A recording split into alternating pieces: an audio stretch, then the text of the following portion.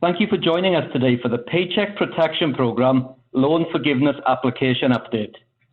Today we will be bringing you a brief update on the newly released PPP Loan Forgiveness Applications that are hot off the presses from the SBA and Treasury Departments. On the heels of the PPP Flexibility Act are these new forms reflecting the changes made by the Flexibility Act. Please enter your questions into the Q&A window. We will compile all questions and answers and post them on our website, ahola.com, with a link to the recording of this webinar. If you have detailed questions, you may send them to our COVID support team at covidsupport@ahola.com. I'd like to welcome today's presenters, Carrie Horton and Ann Barr. Carrie and Ann are both payroll operations support managers and part of our COVID support team. Before Carrie and Ann discuss everyone's favorite topic lately, I'd like to remind you that we are not attorneys or financial advisors. This session is intended for educational and informational purposes only. We do hope that you find these presentations helpful and informative, but the information presented should not in any way be construed as legal advice. As always, if you have questions about how this information may affect your business specifically, we recommend that you consult with your financial advisor, or in the case of PPP, the lending institution that originated your SBA loan. And now to begin our presentation, here's Carrie Horton. Thank you, Chris. Good afternoon, everyone.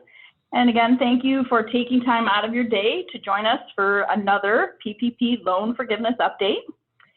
As many of you know, President Trump recently signed into law the PPP Flexibility Act. This act made several critical changes to the PPP loan program. Among these changes, some of the more important are the changes to the distribution period and the reduction of how much of the loan must be spent on payroll. Even with these changes, the process has been difficult to navigate for so many business owners, small or otherwise. In hopes of easing some of the burden of the process, a bipartisan contingent of senators urged the U.S. Treasury Department and the Small Business Administration to simplify the process of forgiveness. In their request, the senators relayed that they had heard concerns from both business owners and lenders that the forgiveness form is too complex, calling it especially burdensome, time-consuming, and costly. One senator stated, "These businesses have enough on their plates as they seek to recover from the COVID-19 pandemic. They shouldn't be saddled with excessive red tape. They should be focused on helping restart the economy." In response to these concerns, as well as to address the changes made by the PPP-FA, the SBA released on Wednesday, June 17th, 2 new simplified forgiveness applications. For today's session, we'll review a brief overview of the PPP-FA changes. We'll also talk a bit about the changes to the revised forgiveness applications. We will discuss which version of the application you should use, and then we will take a brief look at the 2 versions. We may or may not discuss the best means of disposing of the original application, whether that be tearing it to shreds or setting it on fire. Then we'll wrap it up with how AHOLA can help you and resources and next steps. So as I mentioned earlier, the PPP Flexibility Act makes some important changes to the Paycheck Protection Program loan. Probably the most important is that the Act extends the disbursement period from 8 to 24 weeks, or December 31st, 2020, whichever comes first. This will allow businesses that were shut down or not operating at full capacity to use the funds to get back up and running. The Flexibility Act also makes changes to the requirements for the amount of the loan that can be used for non-payroll costs.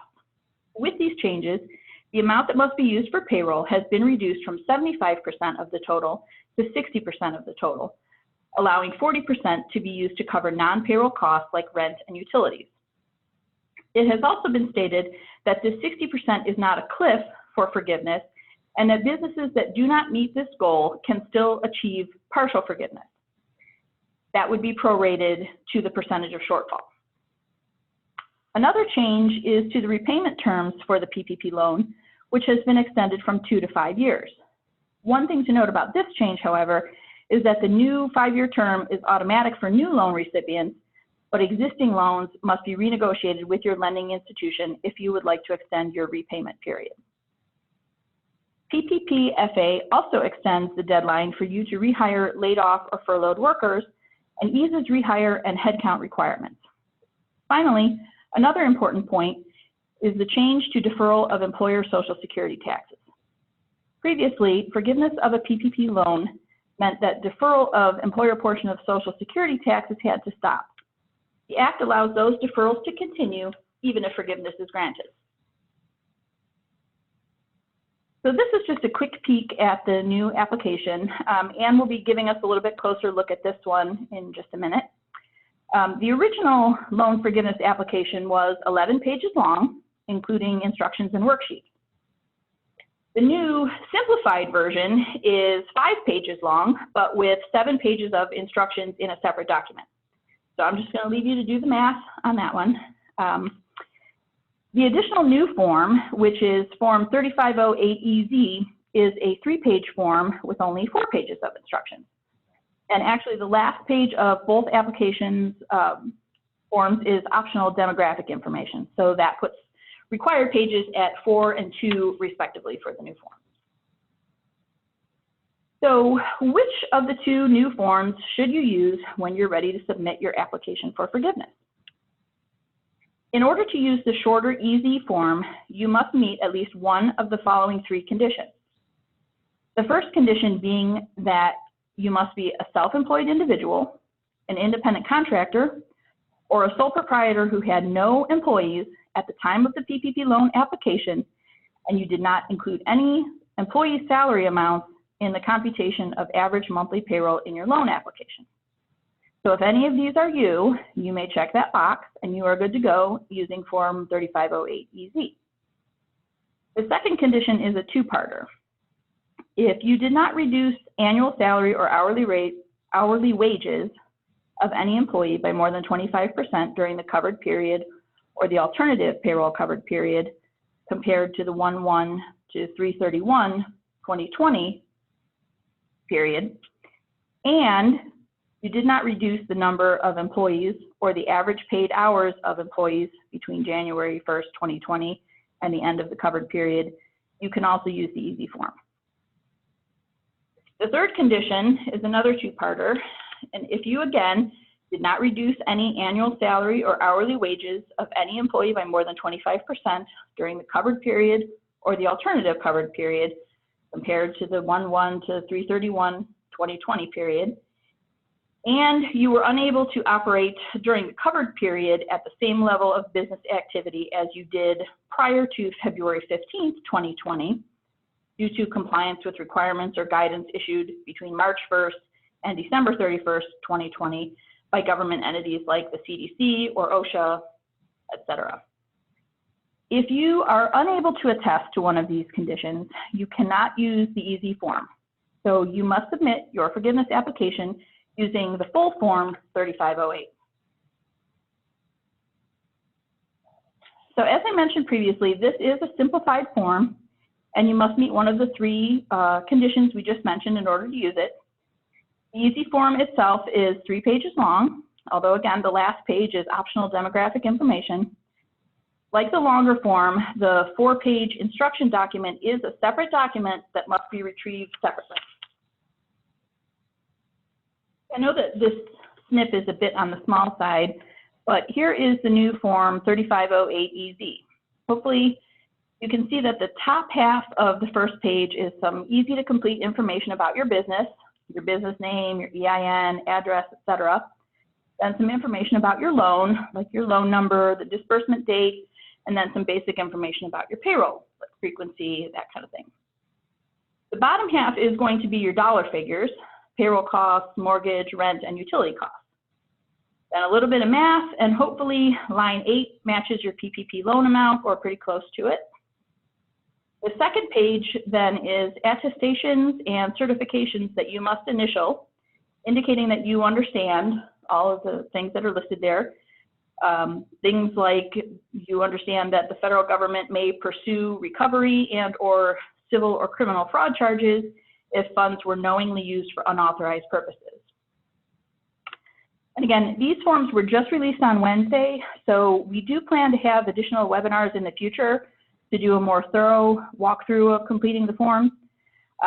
These sessions will also include how to use the reporting that we anticipate releasing soon to assist you with the dollar figures on the application and the computations that you will need to answer the questions about the conditions you must meet to use this form. Because this is still so new and possibly still a bit fluid, there are some points that we're awaiting guidance or clarification on. So, as well as concern that many financial institutions may not yet be prepared to accept applications based on the recent changes to the program and the application itself. So for these reasons and the stated deadline of 10 months from the end of your disbursement period to file for forgiveness, we are encouraging a bit of patience when it comes to beginning to work on these applications. So now I'd like to hand things over to Ann to talk about the revised form 3508.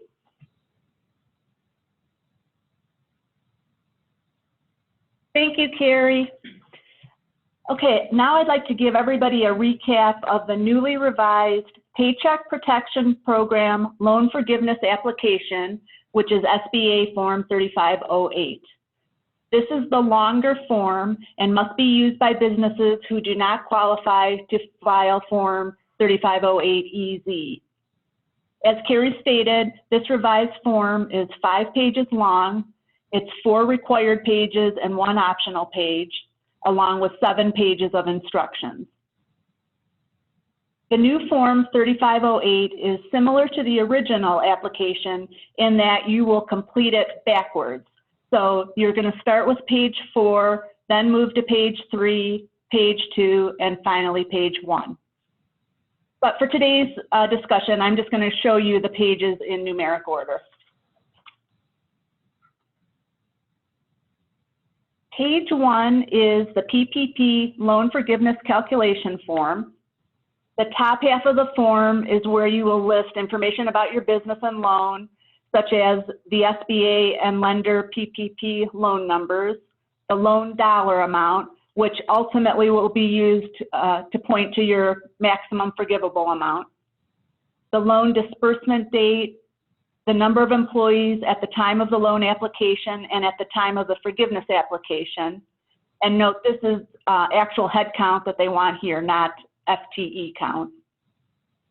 You will also list your payroll schedule, the covered period start and end dates, and the alternative payroll covered period start and end dates if you're using that.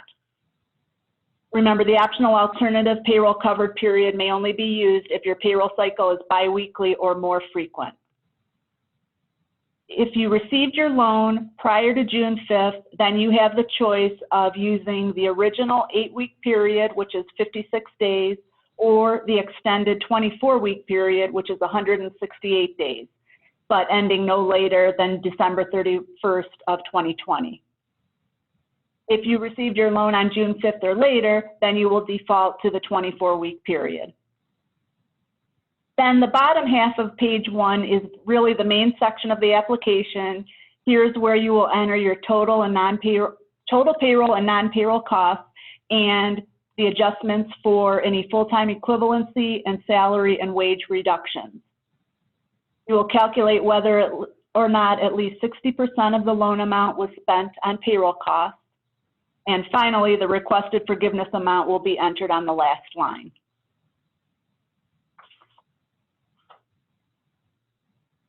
Page 2 is the certification and signature page.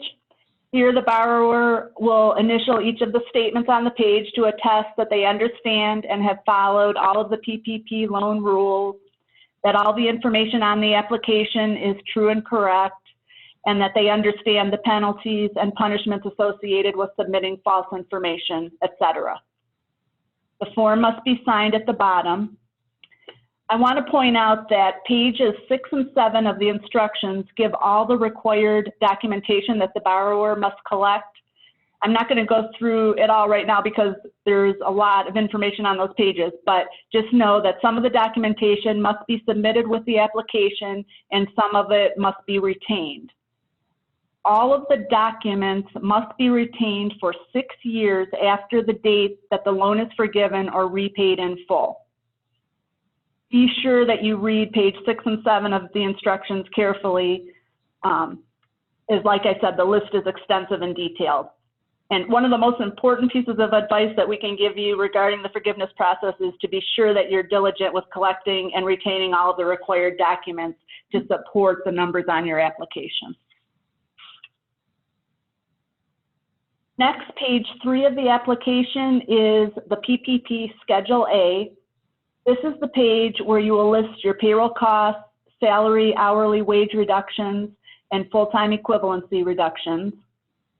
You will notice that there are 3 sections for compensation categories.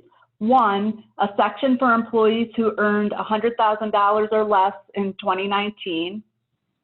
2, a section for employees who earned over $100,000 in 2019. And 3, a section for owner's compensation. Under the PPP Flexibility Act, the cap for employees' compensation is still $100,000 of annualized pay. For those using the 8-week period, this means the maximum forgiveness compensation is $15,385 per employee. For those using the 24-week period, the new maximum forgiveness cap is $46,154 per employee. While the employee compensation for the 24-week period is 3 times the 8-week limit, the interim final rule is a little bit different for owner's compensation. For borrowers using the 24-week covered period, the owner's amount is capped at $20,833, which is the 2.5-month equivalent of $100,000 per year per individual, or the 2.5-month equivalent of the owner's compensation in 2019, whichever is lower. For borrowers using the 8-week covered period, the owner's amount is capped at $15,385, which is the 8-week equivalent of $100,000 per year for each owner, or the 8-week equivalent of their applicable compensation in 2019, whichever is lower. And then I also note for businesses that file Schedule C or Schedule F, owner's compensation is based on net profits according to the same limits that I just described. Page 4 is the PPP Schedule A worksheet. This is where the actual calculations for Schedule A numbers take place. In order to separate the calculations for the employees, there are 2 tables. Table 1 is for employees who were paid less than or equal to $100,000 in 2019 or who were not employed by you in 2019. Table 2 is for employees whose annualized pay was more than $100,000 for any pay period in 2019. One reason for the distinction between these groups of employees is that the forgiveness rules allow employers to reduce the wages of the over $100,000 earners without any wage reduction penalty. By contrast, if an employer reduces the wages of an employee who earned $100,000 or less by more than 25%, then this will result in a salary hourly wage reduction factor that would reduce the forgiveness amount. And lastly, page 5 of the application. This is the optional PPP borrower demographic information form. The borrower may submit statistical information about principals of the business, for example, owners, officers, partners, etc., regarding veteran status, gender, race, and ethnicity. Again, this page is voluntary only.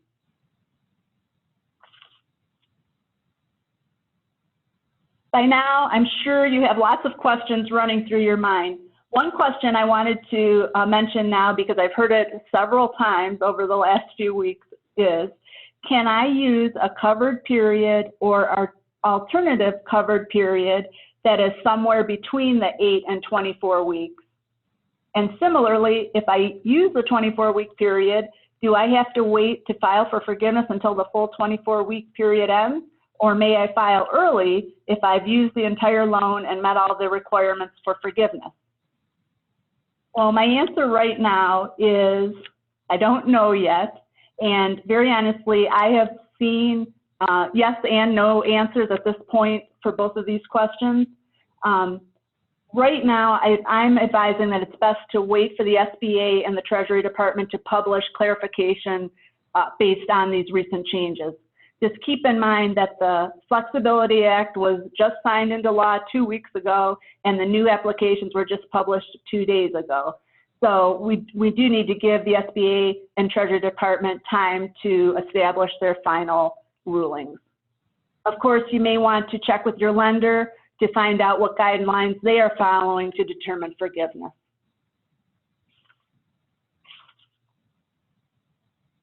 So what's next? For AHOLA clients, our programmers are currently working on updating a PPP loan forgiveness report to include the changes from the PPP Flexibility Act and the 2 new application forms. As soon as the report is ready, we will be having a deep dive webinar, or maybe 2 webinars if needed, to describe how to run and read the new report and how to complete the application using the data from the report. We will also look more closely at the specifics of the application. I think you're going to be very happy with the new report. It will provide you the payroll information needed for the application and will save you the work of doing the calculations manually. So be sure to watch your email box for updates from AHOLA about this. Also, keep watching the news for more PPP changes. There was a new bill introduced in the Senate yesterday, June 18th. The bill is called the Prioritized Paycheck Protection Program, or P4 Act. And this would extend the deadline to apply for PPP loans in the current program from June 30 to December 30, 2020. The bill would also allow small business owners who have been hard hit by the COVID crisis to apply for a second PPP loan. Businesses with fewer than 100 employees could apply for a second loan if they have used up or are expected to exhaust their first PPP loan and can show a 50% loss in revenue due to the COVID-19 pandemic. Business owners must also show that they need money for payroll and eligible non-payroll costs. Again, this bill was just introduced. It's not put into law yet, but stay tuned to see what happens. That's what we know as of today. As always, AHOLA is committed to providing you with resources to help you work through all the business aspects related to the coronavirus crisis. Don't forget to visit our COVID-19 resources section on our website for information and previously recorded webinars, as well as links to the DOL and U.S. Treasury websites. AHOLA has dedicated teams to assist with questions about FFCRA sick pay, CARES Act reporting, and PPP assistance. Reach out to your dedicated payroll specialist with any questions, or contact our COVID support team directly by emailing us at covidsupport@ahola.com. Now I will turn the microphone back over to Chris to wrap it up. Thank you, Anne, and thank you, Carrie. We appreciate everyone joining us today. AHOLA is committed to assisting you during the COVID-19 crisis. Again, thank you for attending today, and watch your email box for updates as the forgiveness program process is finalized. Stay well.